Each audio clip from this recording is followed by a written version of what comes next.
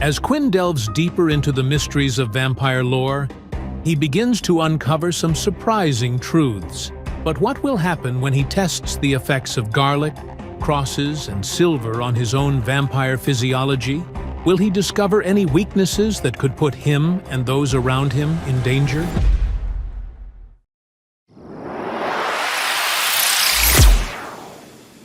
After finishing the test with the items, Layla was eager to try out a few of the other things she had brought along with her. Do I really have to worry about something like this? Not really, to be honest. I just wanted to try out everything. Garlic always acted more as a repellent in the first place, and the fact that you're holding it like that would suggest it wouldn't hurt. While Quinn looked at the piece of garlic, he decided to use the inspect skill just to be sure. If something would harm him, he was sure the system would be able to tell him basic information such as this. Inspect. A clove of garlic. Due to your heightened senses, the piece may test extremely bad. Safe to consume.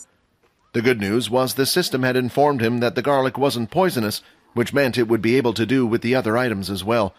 The bad news was that he still had to eat the garlic, so Layla didn't get suspicious. He broke the clove into a small piece before placing it into his mouth. The taste was incredibly strong. It felt like he was eating dog crap. Not that he knew how that tasted anyway, but if he had to imagine, this was it. Quinn immediately started to spit on the ground, trying to get the taste out of his mouth. Well, at least you look fine, Layla said. Quinn had actually expected this result before even using his inspect skill. The taste of food had slightly changed ever since his evolution. Sweet food such as ice cream and cakes now tasted bland. It was the same with fruit. The only thing that still tasted fine for him was meat. Although everything seemed to taste slightly saltier than before, it was the same with other herbs as well. Although there was one thing that drastically changed for him, and that was blood. It had a greater taste than anything he had before, and was as sweet as caramel itself. Just thinking about it, Quinn wanted another taste, but he was still able to control himself just fine. It was the same way when someone thought about chocolate.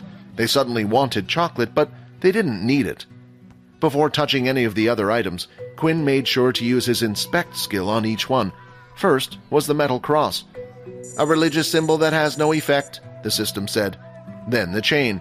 A silver chain that is made up of 92% silver. Wearing the item can be used as a fashion accessory. With both the items, there was no such warning. Quinn then proceeded to pick up both of them with no worry. He was starting to trust the system more and more lately, as it had been more helpful and accurate. So, what's the story behind these two things? Quinn asked. I kind of get the cross, but what about the silver? And they're just for werewolves? Suddenly, Layla's eyes started to sparkle up. I'm glad you asked. Vampire lore has gone further back than you think. Even in Greek mythology, they have tales of vampires. The first vampire was said to be cursed by the god Apollo, to be burnt by sunlight. Then, when the man tried to touch Artemis' bow, she cursed the human further to be affected by silver. Layla explained. Of course, there are other reasons, but this is one of the older ones.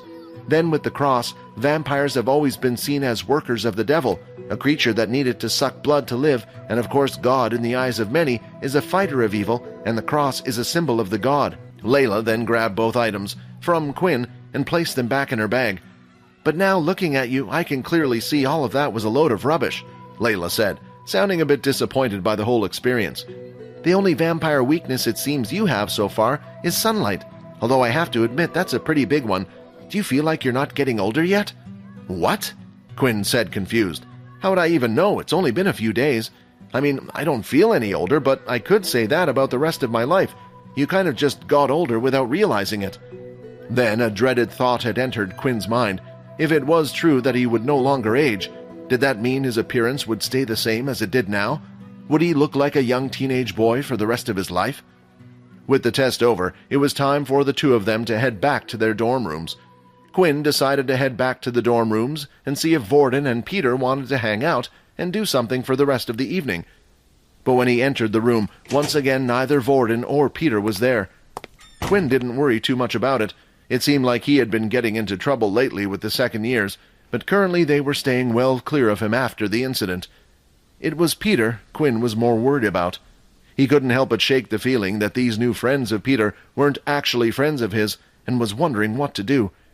With that, Quinn decided to sleep for the night and wait till the next day.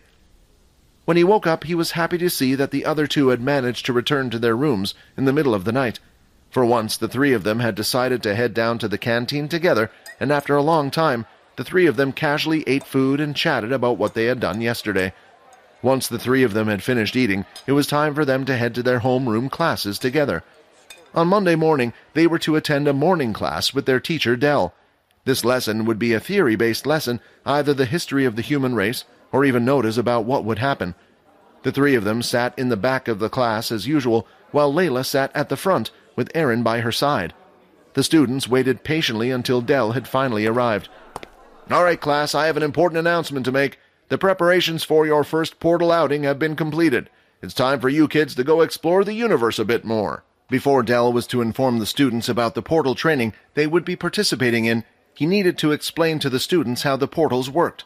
After all, it would be a first for nearly every student there, apart from a few of them. Portals allowed humans to travel to and back from locations that they had been to before. They were often used to travel to other planets. The technology was obtained when humanity managed to take down their first Dalki ship and discovered a portal inside. Usually when such advanced technology was discovered, people wouldn't be able to dissect and replicate it so easily. Just because you had the technology didn't mean you understood how it worked. But thanks to the legendary scientist named Richard Eno, he had easily been able to dissect all of the equipment found on board of the ship. Another great contributor to the war against the Dalki, some people assumed that he had an ability of some sort that helped him along the way, but these were just rumors and no one knew for sure. However, one thing for certain was he was a great man. Once he had found this technology, he distributed it not only to the military, but also to private companies as well. He made sure that such power wouldn't just end up in one group's hands. Back then, the world and humans were fighting together, but who knew what would happen once the war had ended? In today's world, there were generally three different groups of people who had and owned portals. The military was the first group. Next were private corporations. They usually had powerful originals backing them. Many of these companies would also form a faction, a group of powerful travelers, just for exploring other planets. And lastly was the group known as Pure, a group that didn't believe in the use of abilities. There were three types of portals, each different in color. There was green, orange, and red. Each of these portals meant a different thing. Green meant that the planet it led to had already been explored, and there were human shelters that had been built. These allowed people to live there if they wished, or just stay there temporarily. The next was orange. This meant that the planet hadn't been fully explored yet. There were some shelters in place, but the level of the beast could be too high in certain areas, or they just hadn't explored everywhere yet. And finally, the red portals. These were unexplored planets. There were no shelters for regular humans to live in. Only travelers or military personnel would usually go into these portals for exploration, and the worst thing about them was they didn't know if the Dalki were on the planet as well. After all, the Dalki had the same technology, so it wouldn't be too strange to run into them, and although under a treaty, if a few people were to go missing on an unknown planet, it was hard to prove something had happened, and the humans weren't ready for another war just yet. "And that is all the information you need to know about portals," Dell said. "What about the beasts that were discovered on those planets? Will we learn about them?" the student asked. "For now, that's all you need to know about the portals. Yes, this also led us to discover beasts on these planets, and they are what we use to create our beast weapons. But you will be told more detail about that when you arrive," Dell explained. "Although I will tell you now that you can also thank Richard Eno for that discovery as well. Now for the important part. The portal expedition will take place next week, but before even that, you will be required to form your own team of 5. Although on this trip you will travel as a class, you must have a squad and stick together. Even the green portals are a dangerous place filled with beasts, and the trackers on your watch will not work outside the academy. We will have no way to come and save you." "Do you know where we will be going?" "That information will be revealed to you on the day. Many of you here have family members who, if they knew where you were, would send guards out to protect you on these planets, but that wouldn't be fair, especially since we will also be assessing you on this. Now, if there aren't any more questions, your combat classes for today are cancelled. Today you are to form a team of 5 and report back to us by the end of the day." Dell then left the room to attend to other business, while allowing the students to form their own group of 5s. Vorden then turned his head immediately. "Hey, Quinn, you want to be on the—" But standing by Quinn's side already was Layla, who had sprinted from the front of the class to the back. "Hey, do you want to make a team with me, Quinn?" Layla said, smiling. Sure," Quinn answered. Truthfully, Quinn wanted to ask Layla to be on the same team. They didn't know how long their first assessment was going to take, and if he was to get hurt or injured, he was going to need a blood source of some type. Even if Vorden didn't like it, he knew this was going to happen. "Hey, Quinn, do you mind if I join as well?" he said, smiling, trying to hide his annoyance. "Of course, and Peter as well." Peter's face was a little shocked at hearing the sound of his name, and at the same time his feelings were confused. "Yeah, that would be good," Peter said. Then, when the others were just thinking about who the fifth member should be, Aaron had approached Vorden, of all people in the room. "I want to make a team with you." Now that the class has learned about portals and is tasked with forming teams for an upcoming expedition, the stakes are higher than ever. Who will Quinn choose to join his team? And what dangers will they face on their journey? Will Aaron's unexpected move to join Vorden's team create tension among the friends? And what secrets will be revealed as they embark on this perilous adventure? Subscribe to the Pocket FM Fantasy YouTube channel and press the bell icon for instant notifications. Check out our channel for more exciting shows.